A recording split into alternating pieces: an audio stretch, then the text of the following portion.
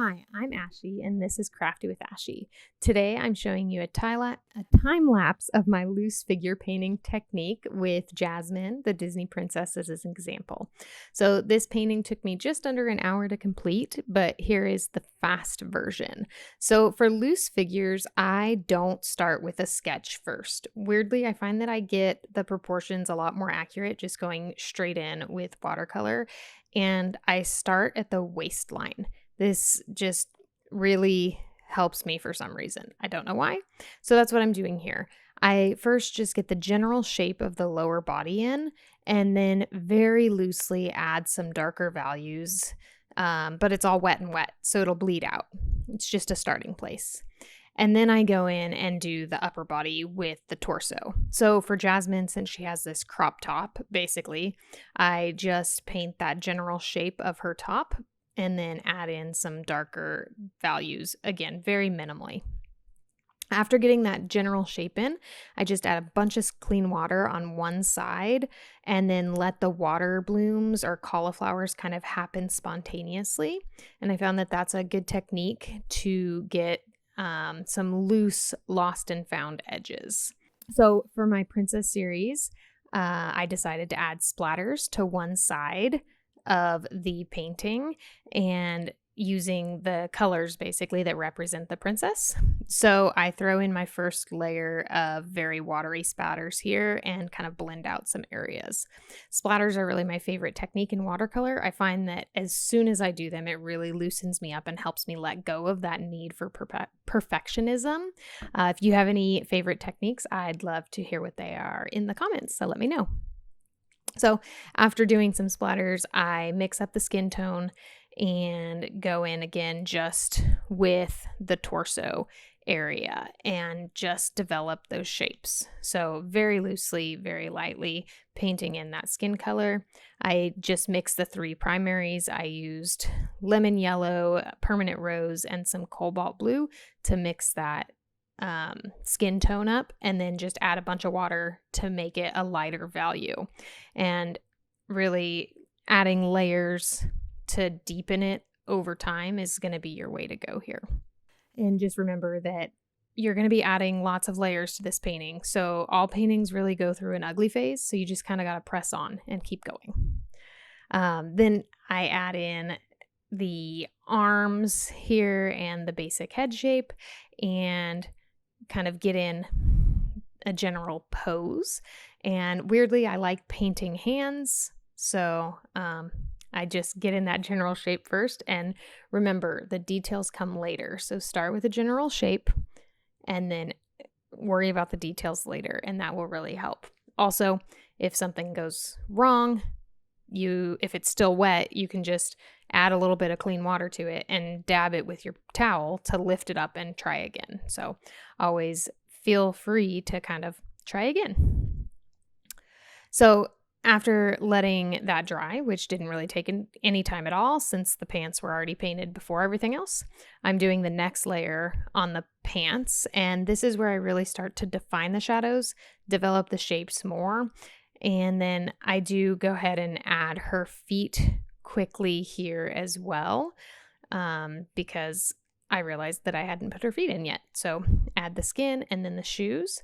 And then I add a drop shadow just to ground her so she doesn't look like she's floating on the page. So this feels like a good point to let you all know that I do plan to open an online store soon to sell prints and original paintings. And when I do, I'll add that link to the description and make an announcement here and on Instagram at Painting with Ashley. So be on the lookout for that. So adding some more splatters, and then I move on to the shadows on her shirt.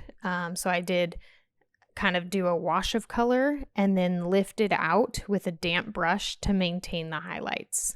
So really, as you can see, I'm just building up layers little by little, but it really doesn't take that long because with jumping around to the different areas of the painting, the previous area is dry. So you don't really have to take any breaks to let layers dry. You just work on the pants, then go to the shirt, then, go to a different spot of the skin, and you can bounce around. So then I decided to add some detail and I painted her jewelry next. So I just mixed up a really warm yellow to create Jasmine's gold jewelry, and to make it look metallic and shiny, I made sure to lift out a highlight on each individual piece. And the highlight, that kind of reflection area, is the key to making things look metallic without using like a shiny metallic paint. And then after adding the jewelry, I could kind of better determine the proper skin tone. And so I did another wash of the skin color over all of her exposed skin areas to warm it up a bit and make it a darker value. And this also added a little bit of depth to some areas because I focused on the shadowed parts slightly more, but this was again really just to kind of create a little bit of a darker value to her skin tone.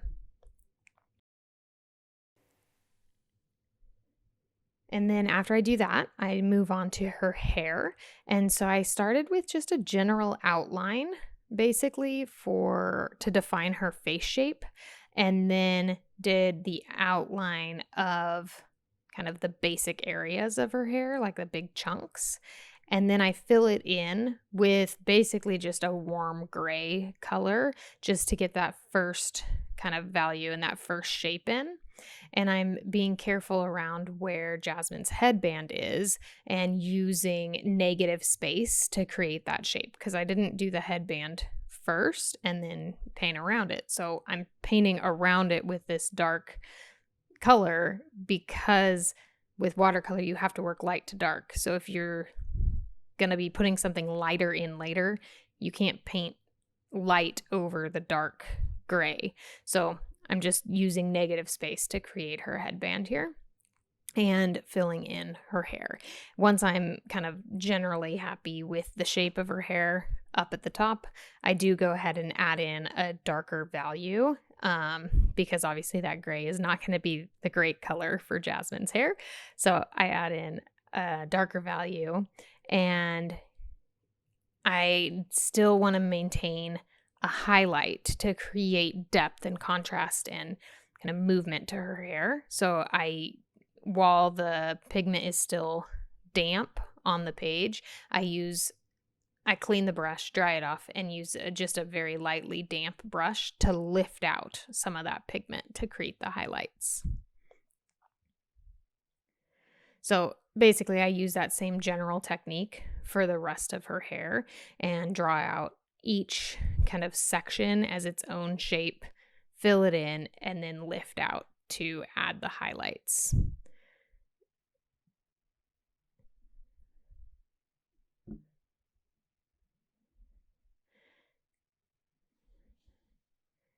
So in between kind of colors, I guess, when I'm changing colors, or just need a second to think about what I'm doing, I add a little bit of splatter. So I used the more kind of bluey turquoise color and the more greeny turquoise color that I used for her clothing, and then I added some gold splatters in and some of the gray black splatters just to mimic the colors in her figure on the splatter side. And I really like just how that creates a little bit of a background without being any detail. So after I get each section of her hair in, I use that same technique with a damp brush to lift out pigment. And then I added some cobalt blue in to the highlight area just so that it didn't look gray. I wanted it to have a blue hint or blue tone to it to just create the interest in her hair. And I was really happy with the results of that blue tone. It just really made it pop and I loved it. And after her hair was dry, I went in and painted her headband. So doing the blue on the headband and then some gold and then the blue stone.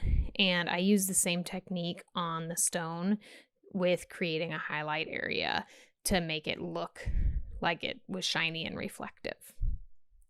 So after that, I clean up the shapes a bit by kind of scrubbing out with a damp brush and then just dabbing with the towel to ensure that kind of her hair was the shape that I wanted. Um, Probably didn't really change much, but it was just me being finicky. And then adding the last little bit of splatters, and then it's done. So I hope you enjoyed this time-lapse tutorial. So please check out my channel and my Instagram at Painting with Ashy for even more. Have an awesome day. Thanks. Bye.